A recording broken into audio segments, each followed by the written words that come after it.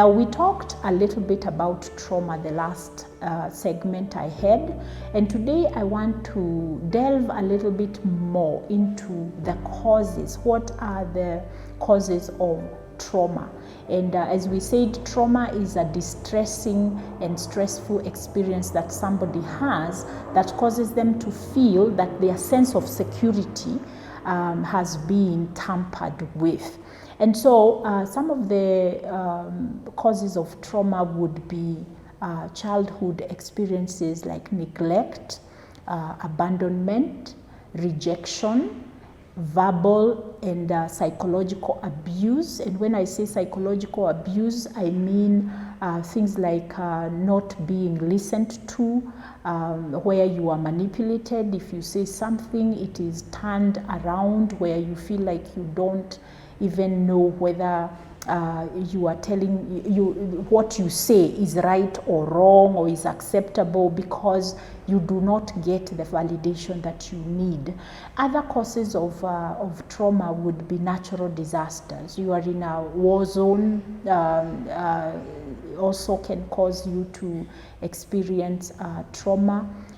Rape and sexual violence, all forms of sexual violence, whether it is child molestation, whether it is being sexually violated by somebody you know, whether it is being put in a space where your life is in danger. You really feel like somebody is going to kill you. Robberies, when people break into your house, where there is physical domestic violence, where dad and mom are fighting, and you as a child, you felt like something really bad was going to happen. I remember myself, whenever my parents would get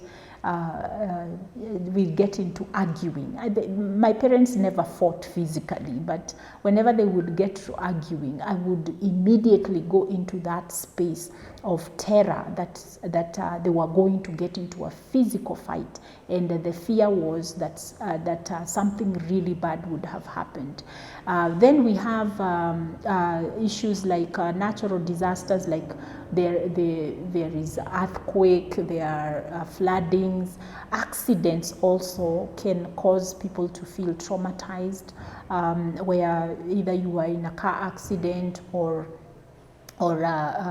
you witness. The other part of trauma is if you witness violence. I do have a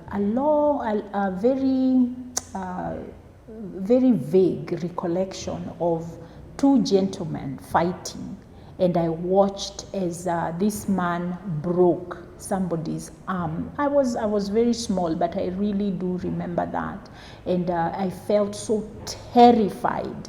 I also remember riding on Thika Road one time, and somebody was hit. He was on a bike and he was hit by a car, and I saw how his body was destroyed by that car. Those kinds of, if you witness such deep violence, or you witness such devastating accidents, those images in your mind can cause what we call trauma. And again, remember, trauma is that distressing and very stressful experience that you have that causes your brain to really be in terror, in a state of terror.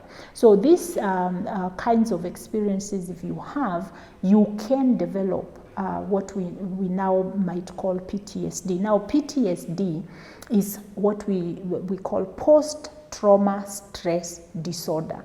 What happens is that something happened in the past, and the images were left in your mind. There was an emotional reaction you had towards that experience, whether it is you who experienced it directly or you watched it happen to someone else. That emotional reaction to that event, that is what now you struggle with, because it becomes ingrained in your memory, and anytime you begin to think or you remember or you are triggered to remember that event, what happens is that your body experiences the same emotion that you experience at that time. So you feel terrified, you feel fearful, and you are unable to regroup and to feel that that it is not happening again. So whenever we have somebody who comes in for counseling and they just say, I am not just feeling myself, I don't know what's going on, there is a process of evaluation that I do to try to figure out where the experience may be coming from. Because once you have been exposed to that terrifying experience, then the rest of your life you're dealing with what we call triggers. And so unless we go back to that memory and we process through it, then you continue to struggle with those emotions now of terror, the emotions of fear, the emotions of anxiety, and even depression, where you are unable to move on. Now, they are what we might call physical trauma, the effects of trauma physically, your body becomes distressed. So we have people who struggle with physical illnesses, and when you go to the doctor, they tell you they cannot find anything physically wrong with you, and at that point you need to be evaluated for PTSD or to be evaluated for an unresolved trauma that could be causing the psychological distress, because psychological distress will trigger a reaction in the physical body. So it is important for you to know that, and it is important for you to start the process of looking at what are the things I have gone through in my life that could possibly be causing my feelings of being stuck, or my feelings of I'm not happy with my life, or I think I am having a midlife crisis. Whatever those emotional feelings that you have, it's good to look back in your life and ask whether you have been exposed to any kind of trauma. Until I see you next time, may the Lord bless you and continue to live by design.